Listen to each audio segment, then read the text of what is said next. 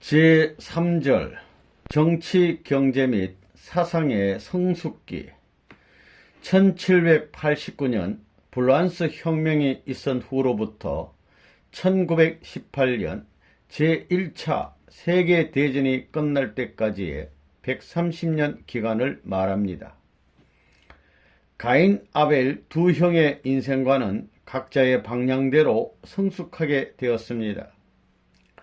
이 두 형의 인생관의 성숙에 따라서 가인, 아벨 두 형의 세계가 형성되어 갔습니다. 1. 민주주의. 어떠한 사상의 흐름을 타고 오늘의 민주주의가 나오게 되었는가 하는 내적인 경위를 알아야 하겠습니다. 17세기 중엽에 이르러 제후들이 국왕 밑에 집중함으로써 중앙 집권에 의한 절대주의 국가를 형성하게 되었습니다. 이때가 왕에게 절대 권한이 부여된 전제 군주 시대였습니다. 봉건 시대 이후에는 하늘편의 군주 사회가 이루어져야 했었는데 교황과 국왕이 하나 되지 못하였기 때문에 사탄이 앞질러서 사탄편 전제 군주 사회로 전화되었던 것입니다. 여기에서 이 두 형의 인생관이 함께 이 사회를 타파하는 방향으로 나아가 가인, 아벨 두 형의 민주주의에 입각한 공산과 민주 두 형의 사회를 형성한 것입니다. 1. 가인형의 민주주의. 가인형의 민주주의는 불란스 혁명으로 인하여 형성되었습니다. 당시의 불란스는 가인형의 인생관으로 말미암아 무신론과 유물론으로 흘러가던 계몽사상에 물들어 있던 시민 계급이 절대주의에 대한 모순을 자각하며 구제도의 잔해를 타파하려는 의식이 고조되고 있었습니다. 거기에서 시민들이 1789년 절대주의 사회의 봉건적 지배계급을 타파하는 동시에 제3계급 시민의 자유평등과 해방을 위하여 민주주의를 부르짖고 일어난 혁명이 불란스 혁명이었습니다. 이 혁명으로 인권선언이 공표됨으로써 불란스의 민주주의는 수립되었는데 이것을 가인형의 민주주의라고 하는 것입니다. 불란스 혁명의 사상가 디드로나 달랑베르 등은 무신론 또는 유물론계의 학자들이었습니다.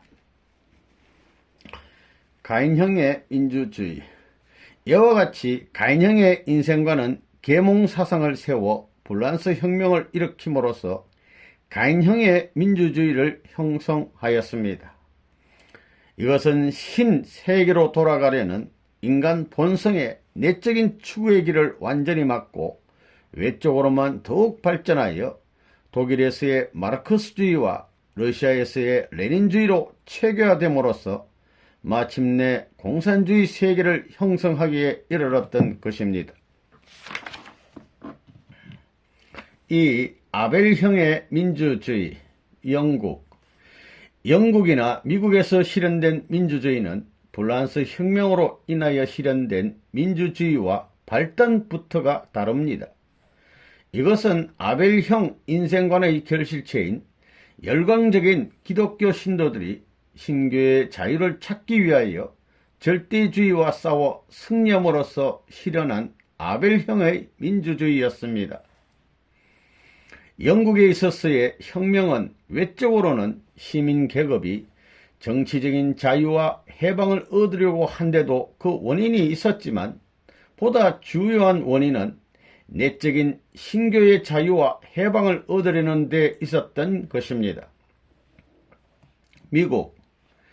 영국의 전제주의 왕정하에서 탄압을 받고 있던 청교도들이 신교의 자유를 얻기 위하여 아메리카의 신대륙을 찾아가서 1776년 독립국가를 설립함으로써 미국의 민주주의가 수립된 것입니다. 이 민주주의는 아벨형의 인생관을 중심하고 신교의 자유를 찾기 위하여 수립되었기 때문에 이것을 아벨형의 민주주의라고 합니다. 이렇게 되어 아벨형의 민주주의는 오늘날의 민주주의 세계를 형성하는 데 이르렀습니다. 이 상권 분립의 원리적 의의, 상권 분립 사상은 국가의 권력이 특정한 개인이나 기관에 집중하는 것을 분산시키기 위하여 몽테스키우에 의하여 제창되었던 것인데, 그것은 프랑스 혁명 때 인권선언의 선포로서 실현되었습니다. 원래 이 상권 분립은 하늘편의 이상사회의 구조로서 사탄편에서 앞질러 비원리적인 원리형으로 먼저 이뤄놓은 것이었습니다. 이상사회는 완성한 인간 하나의 구조와 기능을 담게 되어 있습니다. 따라서 폐장과 심장과 위장이 두뇌의 명령에 따라 원만한 수수의 작용을 유지하고 있는 것과 같이 이상사회의 입법, 사법, 행정의 3기관도 정당에 해당되는 그리스도를 중심한 성도들을 통하여 전달되는 하나님의 명령에 의하여 서로 원리적인 수수의 관계를 맺을 수 있어야 합니다. 오늘날의 민주주의 정체, 인간 하나의 구조. 오늘날의 민주주의 정체는 삼권으로 분립되고 또 정당이 생겨남으로써 드디어 인간 하나의 구조를 담기에 이르렀습니다. 그러나 그것은 어디까지나 타락인간과 같은 것이어서 창조 본연의 기능을 발휘하지 못하고 있는 것입니다.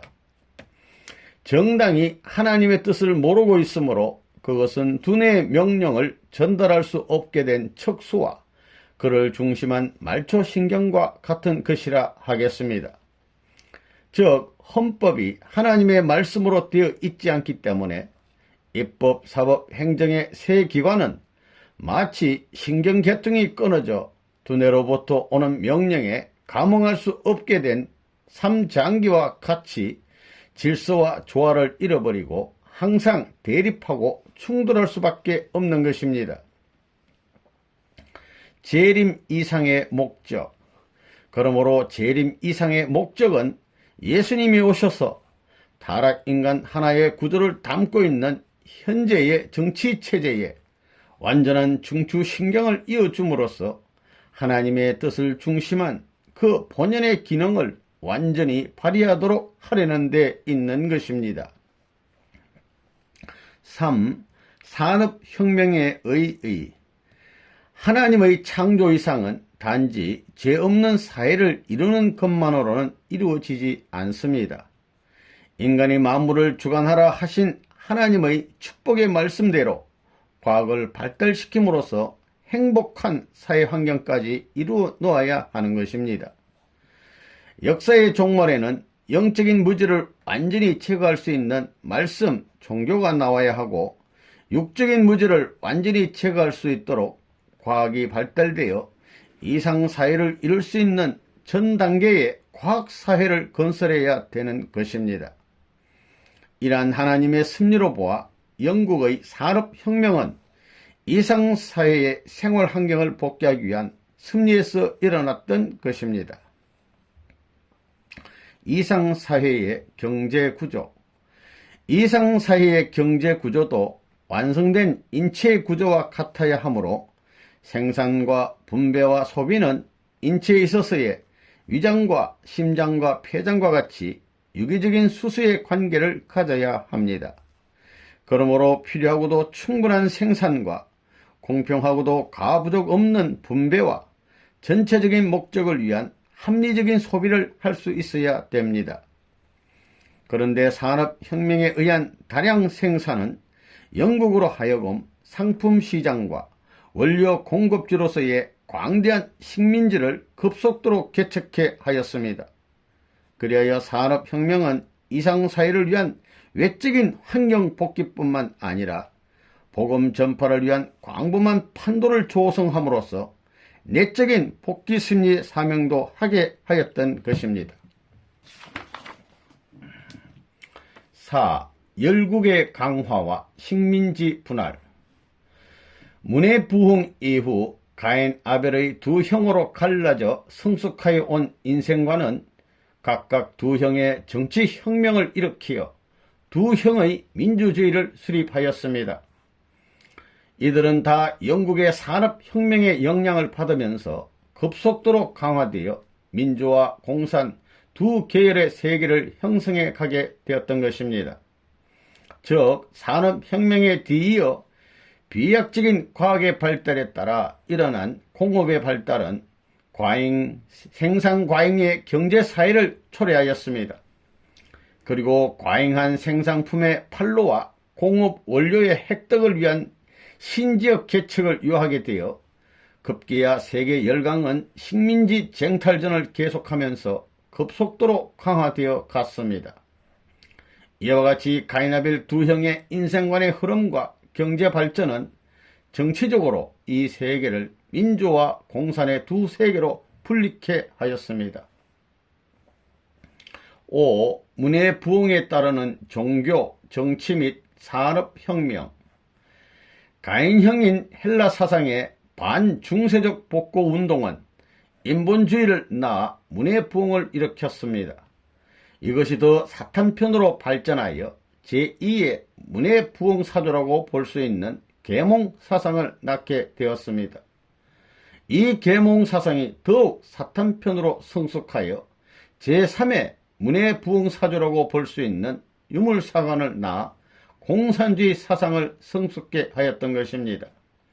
이와 같이 사탄편에서 3차의 문의 부흥을 일으킴에 따라 종교, 정치, 산업 각 방면에 있어서도 3차의 혁명이 따라오게 되는 것입니다. 종교, 정치, 산업. 따라서 종교면에서도 제1, 2차 종교개혁에 이어 제3차 종교개혁이 오게 될 것은 필지의 사실인 것입니다. 정치면에 있어서도 제1, 제2 문해부흥과 종교개혁으로 중세 봉건 사회와 전제군주 사회가 붕괴되었습니다.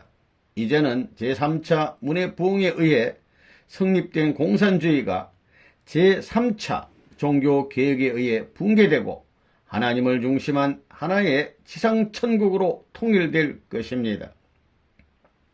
산업면에서도 제1, 2, 3차 산업혁명에 의해 이상사회의 행복된 사회환경이 건설될 것입니다.